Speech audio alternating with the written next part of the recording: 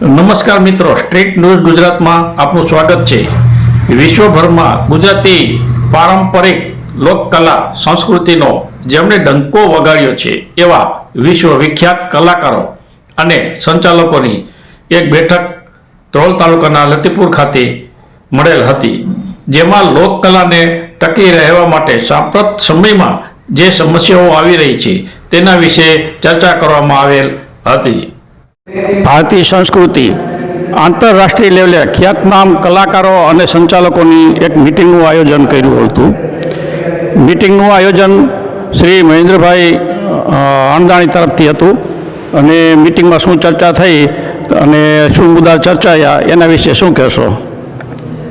આજ રોજ સમગ્ર ગુજરાતના પરંપરાગત લોકકલાના જે ગ્રુપો છે અને પરંપરાગત લોકકલામાં દેશ અને દુનિયાના સીમાડાઓ ઓળંગી જે લોકકલાકારોએ કામ કર્યું છે એવા સમગ્ર ગુજરાતના 65 જેટલા લોકકલાના ગ્રુપો અને લોકકલાકારોની આજે એક મિટિંગ હતી, જેમાં ભારત સરકાર દ્વારા રાષ્ટ્રીય કક્ષાના તથા ગુજરાત રાજ્ય કક્ષાના સર્વોચ્ચ એવોર્ડ મેળવનાર કલાકારો પણ આજે હાજર હતા.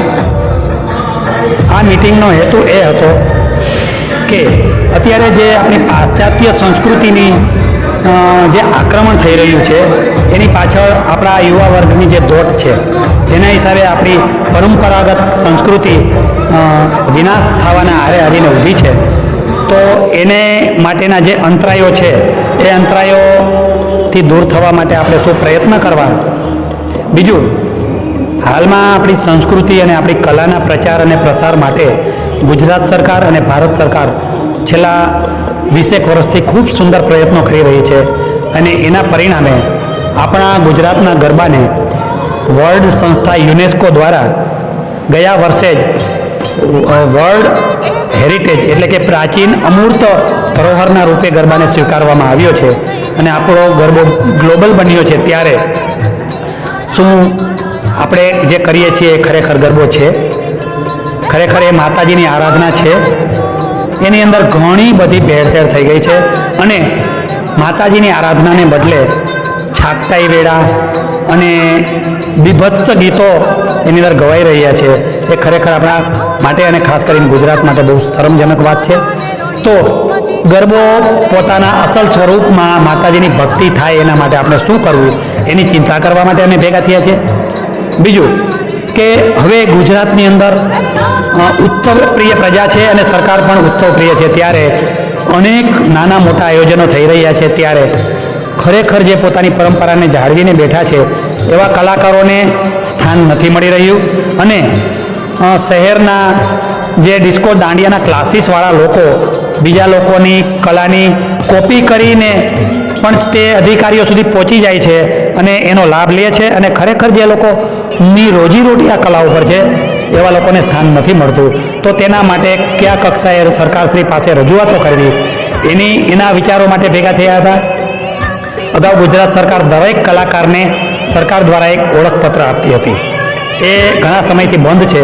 તો પાછું સરકારશ્રી અમને ઓળખપત્ર આપે, જેનાથી અમારી એક કલાકાર તરીકેની ઓળખ ઊભી થાય, કલાકારોના વીમા ઉતારે. કારણ કે અવારનવાર વીઆઈપીઓ અને વીવીઆઈપીઓના કાર્યક્રમો ગુજરાતભરમાં થઈ રહ્યા છે, ત્યારે કલાકારો, ગામડાના કલાકારોને એ તો મેટાડોરમાં પણ પ્રવાસો કરવા પડતા હોય છે. તો એ કલાકારો જોખમ લઈ અને રાત દિવસ દોડે છે. તો એના માટે એના કુટુંબ માટેની કંઈક વ્યવસ્થા થાય એના માટે વીમાની પણ સરકાર જોગવાઈ કરે. આવી બધી સરકારશ્રી પાસે રજૂઆત કરવાની અમારી અમુક માગણીઓ છે. અગાઉ સરકાર અમને ડાયરેક્ટ યુવક સેવા વિભાગ અમને કલા ગ્રુપોને આમંત્રણ આપતું અને અમે કાર્યક્રમો કરતા. હવે આજે આ બધું કોન્ટ્રાક્ટ પદ્ધતિથી થઈ ગયું છે, તો ગુજરાતની અંદર 5-7 કોન્ટ્રાક્ટરોને આ કાર્યક્રમ આપે છે અને કોન્ટ્રાક્ટરો અમને આમંત્રણ આપે છે, જેથી અમે કાર્યક્રમ કર્યો તો એનું કોઈ પણ પ્રૂફ અમારી પાસે રહેતું નથી. પહેલાં ગવર્મેન્ટના પત્રો અમારી પાસે હતા, જ્યારે દિલ્હી કક્ષાએ અમારી બીજા કલા ગ્રુપો પાસે માગવામાં આવે છે કે ભાઈ તમે કેટલા કાર્યક્રમો કર્યા, તમે ક્યાં નંબરો લીધા, ક્યાં એવોર્ડ મળ્યા, એનું અમને પ્રૂફ આપો. જો એ પ્રૂફ તો કલાકારો પાસે હોતું નથી. જ્યારે અહીંયા બેઠેલા 4-5 ગ્રુપો એવા હતા કે જેને ભારતના પ્રથમ વડાપ્રધાન જવાહરલાલ નહેરુની સામે પણ કાર્યક્રમો કરેલા છે, પણ પ્રૂફના હિસાબે આજ સુધી એ લોકોને વિદેશનો ચાન્સ નથી મળ્યો અને ડિસ્કો દાંડિયાના સંચાલકો 25 દેશમાં સરકારના ખર્ચે કાર્યક્રમો કરી આવ્યા છે. એટલે અમારી ચિંતા એ છે કે કોઈ ભલે જે કરે પણ સરકાર અમારા વિભાગને અલાયદો રાખે, અમારી પરંપરાગત સંસ્કૃતિના જે ગ્રુપો છે એને અલાયદા રાખે અને અમને અલાયદી વ્યવસ્થા આપે. બીજા કોઈને જે આપે એમાં અમારો કોઈ વિરોધ નથી. એટલે આવી બધી ચિંતાઓ માટે આજે સમગ્ર ગુજરાતમાંથી ભેગા થયા હતા અને ટૂંક સમયમાં જ એકાદ મહિના પછી અમે એક મધ્ય ગુજરાતની અંદર એક સ્થળ નક્કી કરીશું. ત્યારે લગભગ ગુજરાતની અંદર અત્યારે 500 ગ્રુપો વિદ્યમાન છે કે જે વિવિધ કાર્યક્રમોમાં પોતાની કલા રજૂ કરે છે.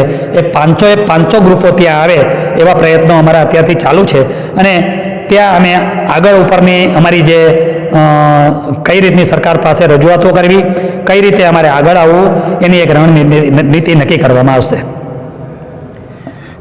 બીજું મહેન્દ્રભાઈ, આપણે ઘણી બધી આમાં કલાઓનો સમાવેશ થતો હશે, એમાં કઈ કઈ કલાઓ ખાસ મુખ્યત્વે હોય છે અને કઈ કલાઓનો વિદેશમાં કેટલો આપણે રિસ્પોન્સ મળે છે એના વિશે શું કહેશો? ગુજરાતમાં અસંખ્ય લોકકલા છે કે જે પ્રાચીન છે અને પરંપરાઓથી ચાલી આવે છે. માનો કે આપણો ગરબો છે તો ગરબો 5000 વર્ષ જૂની ગુજરાતની કલા છે અને ભગવાન કૃષ્ણના પૌત્ર અનિરુદ્ધની પત્ની લઈને આવી હતી. તો જે રાસ છે એ ભગવાન કૃષ્ણના મોટાભાઈ બળદેવની દેન છે. પ્રાચીન ગ્રંથોમાં એનો ઉલ્લેખ હલીસક પ્રકારનું નૃત્ય છે. એ બળદેવ પોતાના હાથમાં હળ લઈને આ નૃત્ય કરતા. એ કૃષિ સંસ્કૃતિને લગતું નૃત્ય છે અને એમાંથી રાસ બન્યો. એટલે આ બે પ્રાચીન નૃત્યો છે. એ સિવાયના આદિવાસીના જે નૃત્યો છે એ પણ એટલા જ પ્રાચીન છે. ખાસ કરીને લોકકલા છે એનું કોઈ સર્જક નથી. માણસે પોતાના આનંદની અભિવ્યક્તિ કરવા માટે થઈને પોતાની રીતે ઉત્પન્ન કરેલું ગીત કે નૃત્ય છે એ જ લોકનૃત્ય છે. એટલે આ બધી કલાઓ પ્રાચીન છે.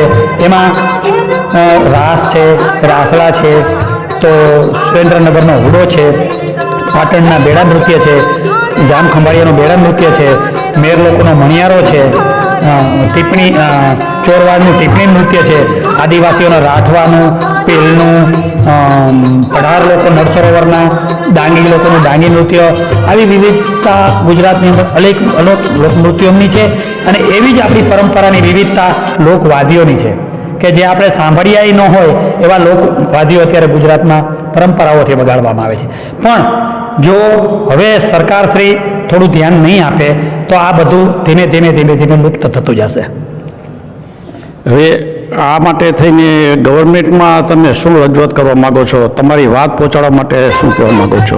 બસ અમારી તો એક જ રજૂઆત છે કે જ્યારે આપણા પ્રધાનમંત્રી શ્રી અને આપણા મુખ્યમંત્રી શ્રી ગુજરાતની પરંપરાગત લોકકલાને સાચવવાની નેમ લઈને બેઠા છે ત્યારે નીચેના અધિકારીઓએ ખાસ એ જ જોવું રહે કે સરકારશ્રીના તમામ કાર્યક્રમોમાં પરંપરાગત લોકનૃત્યોને અથવા લોકગીતોને અથવા લોકવાદીઓને ખરેખર સ્થાન મળે છે કે બીજા વચેટિયાઓ જ ડિસ્કો દાંડિયાના સંચાલકો જ આનો લાભ લઈ જાય છે.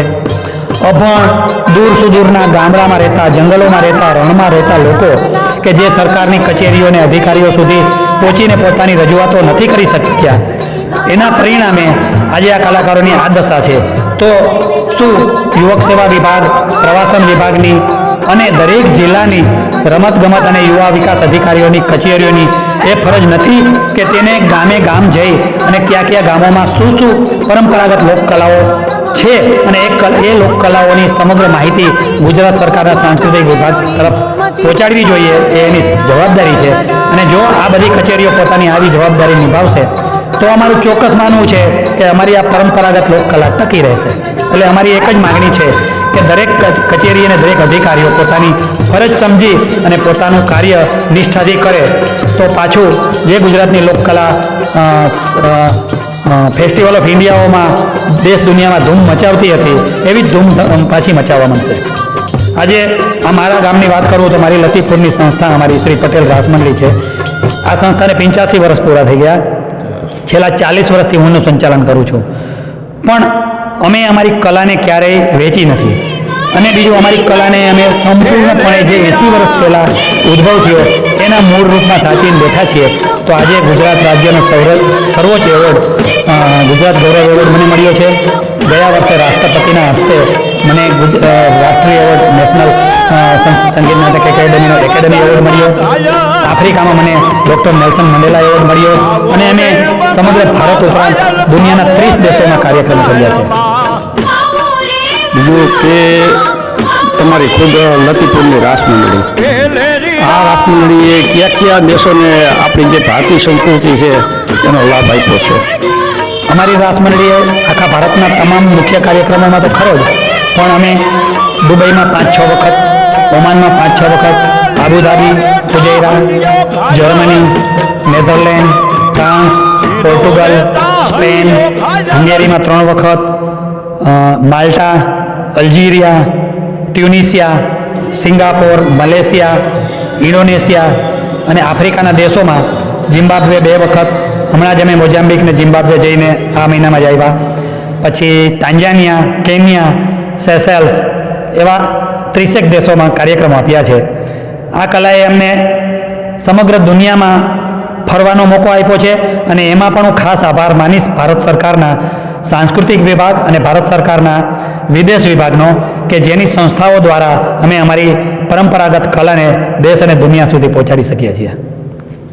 તો મિત્રો, આજે મહેન્દ્રભાઈનો આપણને એમના વક્તવ્યો, એમની સંસ્કૃતિ, જે આપણી ભારતીય સંસ્કૃતિ, જે ગુજરાત સંસ્કૃતિ છે અને દેશ વિદેશમાં જે ફેલાવી છે, અને ખ્યાતનામ આપણી જે રાસ મંડળી છે આપણે સૌરાષ્ટ્રની, ખાસ કરીને જામનગર જિલ્લાનું લતીપુર ગામ, તો આજે મહેન્દ્રભાઈનો ખૂબ ખૂબ આભાર માની સ્ટેટ ન્યૂઝ તરફથી આપનો ખૂબ ખૂબ આભાર. Thank you. નમસ્કાર, મહેશ ભટ્ટ.